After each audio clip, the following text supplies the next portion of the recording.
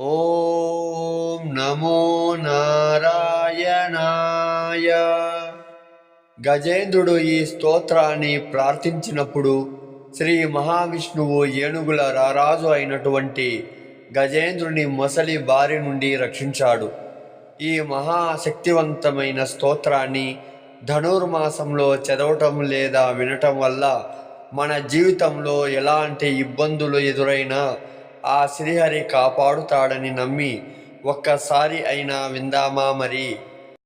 ఓం నమో భగవతే తస్మై యథాయేత చిదాత్మకం పురుషాయాధిబీజాయ పరేశాయాభిధీమహి యస్మిన్ ఇదం యథా చేదం త్యనేదం యయిదం స్వయం యోస్మాత్ పరసమాచ పరస్తం ప్రబధే స్వయంభువం యాస్వాత్మనీధం నిజమాయార్పితం క్వచిద్వివతం క్వచ తత్తిరోహితం అవిద్యదృక్సాక్షాయుభయం తదీక్షతే సా ఆత్మమూలో అవతు మాం పరాత్పరా.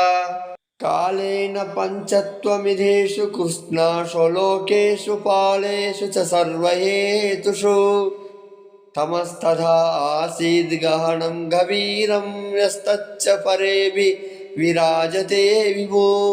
నయస్య దేవా ఋషయ పదం విధూజంతు పునకో అర్హతి గంతుమీర్తుం యదా తనస్యాకృతిభిర్విచేష్టతో దురత్య అనుక్రమణా సమావతు. దిదృక్షవో యస్య పదం సుమంగళం విముక్త సంఘా మునయసు సాధవా చరంత్యలోకవృతమవ్రణం వనే భూతమభూతా సృత్సమే గతి. న విద్యతే యస్య చ జన్మ కర్మ వా న నామరూపే గుణదోష ఏవ వా తదాపి లోకాప్యయా సంభవాయయా స్వయా జాతాన్యునుకలా మృచ్యతి.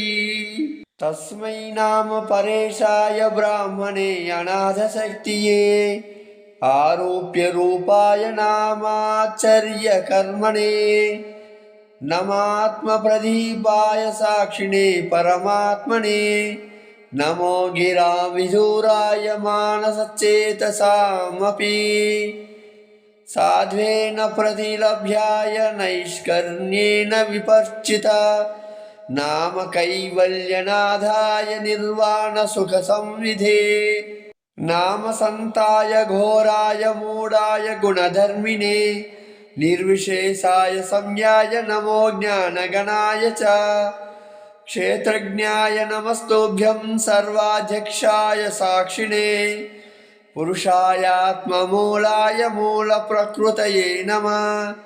సర్వేంద్రియే గుణదృష్టే సర్వప్రత్యయ హేతవే అసదాచాయ యోక్తాయ సదాపసాయ తే నమః.